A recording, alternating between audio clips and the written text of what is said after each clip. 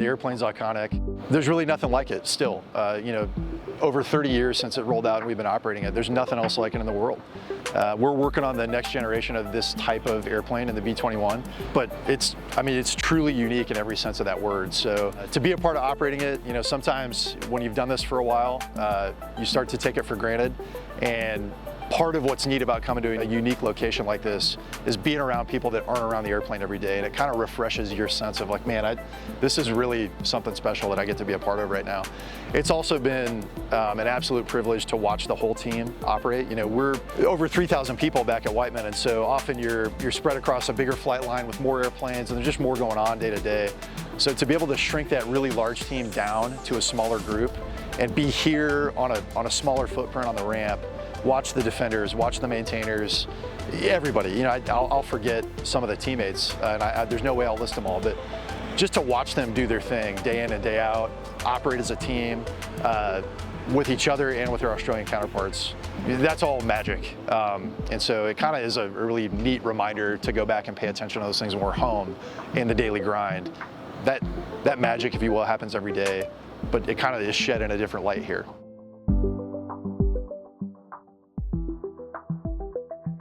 Probably the clearest example of how it's different is just it's a new location. We have gotten into a pretty good rhythm of operating out of Fairford, operating out of Anderson at Guam, operating out of Diego Garcia. Anytime you go somewhere new, there are growing pains to work through. And so just those repetitions and the practice of getting out here and putting airplanes in the air and integrating with our Australian partners, doing that in a new location with new folks and new capabilities, that's huge for us. So that's probably the clearest way that this is different. One thing that is also unique about this deployment is we had a very clear objective of knocking out some flight tests with the KC-30. That's a unique capability that the Royal Australian Air Force has. And you know, it may seem to outside observers that the US Air Force has a really large fleet of mobility aircraft, including tankers, but we're constantly hungry for more. And so to have that interoperability with a strategic asset like the KC-30 in this theater with close partners like the Australians is huge for us. That's another clear thing that's unique about this particular deployment. I've flown some long sorties where you're over the ocean in the middle of the night and you need fuel. And if that tanker doesn't show up or something goes sideways, then you're going to divert to somewhere that maybe is unfamiliar and is not where your mission was taking you. So the ability to have a strategic asset like the KC-30 that's available in this theater that's so massive, where range and distance is critical, and it's such a big challenge for operating here, that's really key. And to have that capability operated by a partner that we're so close with, like Australia, it just even amplifies that capability and that effect.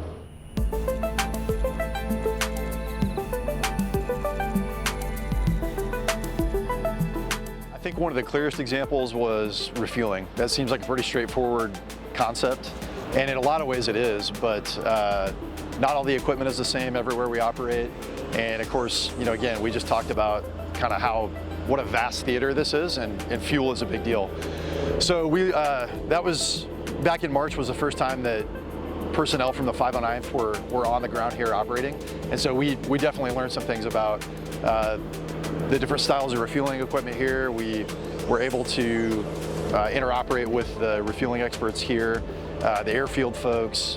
Really made a lot of relationships early on that have borne a lot of fruit during our time here this winter. So one of the things I've seen firsthand as an aviator, we had a pretty extensive mission planning cell over Monday and Tuesday of this week that culminated in a sortie we flew Wednesday night into Thursday morning.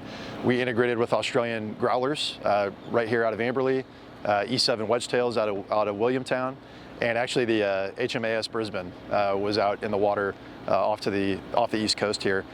So I was able to see some of our young aviators integrate with their Australian counterparts on the growler, and you know, so the reason we do large exercises like Diamond Shield, like Red Flag, there's no substitute for that in-person interaction as you plan and figure out how you're going to go operate together, and then go practice and execute to that plan, and then you debrief and you learn a bunch of lessons.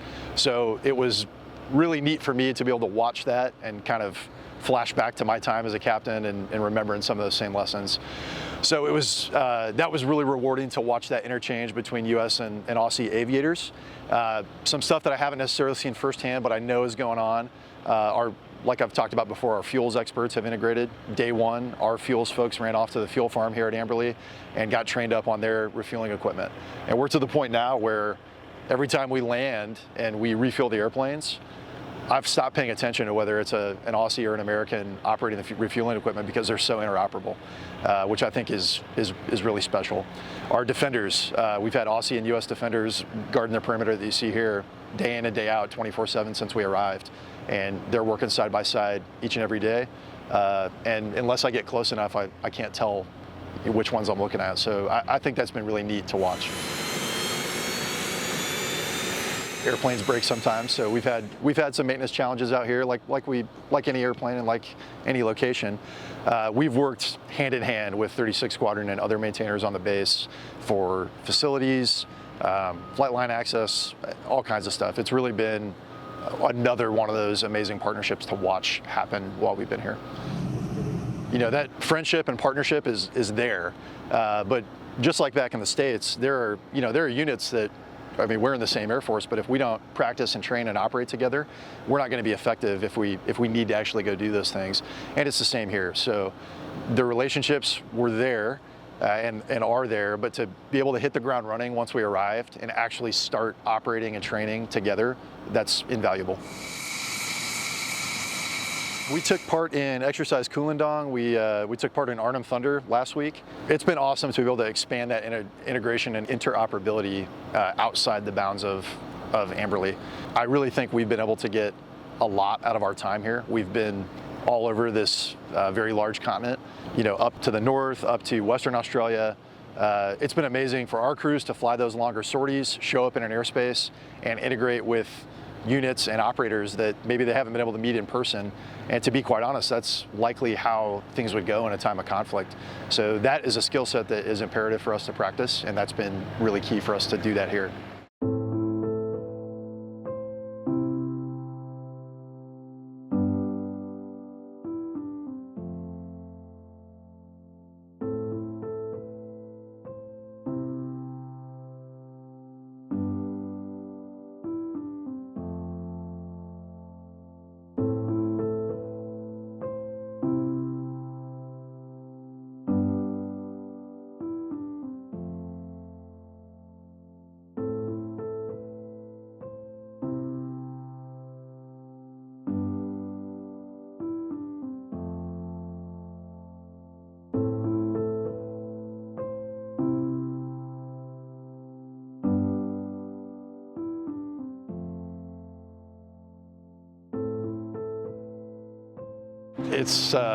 It's humbling to be a part of something that special and that's so much bigger than you. It's existed for longer than I have, and certainly longer than I've been in the Air Force. It's really kind of surreal. You know, my first operational squadron when I graduated B-2 initial qualification training in 2012 was the 13th. And back in 1942, they weren't a part of the 509th, but you're right, there's a really unique and fun history there with how they procured their B-25s. You know, they were waiting around a long time for airplanes to operate here. They got here, they were hungry, they wanted to get into the fight and operate with their Australian brothers and sisters, but they were without airplanes. And so rumor had it there were some unused B-25s down in Melbourne, if I remember right. Through a little bit of maybe military deception, they were able to get down there and procure those. You know, honest mistake, they thought it was their airplanes. They took them back, and by the time anybody was the wiser, they were operating them for the rest of the war. But they were doing that so they could get into the fight and fight arm in arm with their Australian counterparts. So a lot more to that story that, quite frankly, I can't remember all the details and I wouldn't do them justice. But just knowing that Australia and the United States have been working together since World War II, and really that partnership has never waned or been different. You know, that happened all the way through Operations Iraqi Freedom and Enduring Freedom. Australian forces were deployed to that theater. I interoperated with some Australian forces in 2011 when I was operating the MC-12 in Afghanistan. So it really is humbling and really special to think about being a part of something that's so much bigger than you.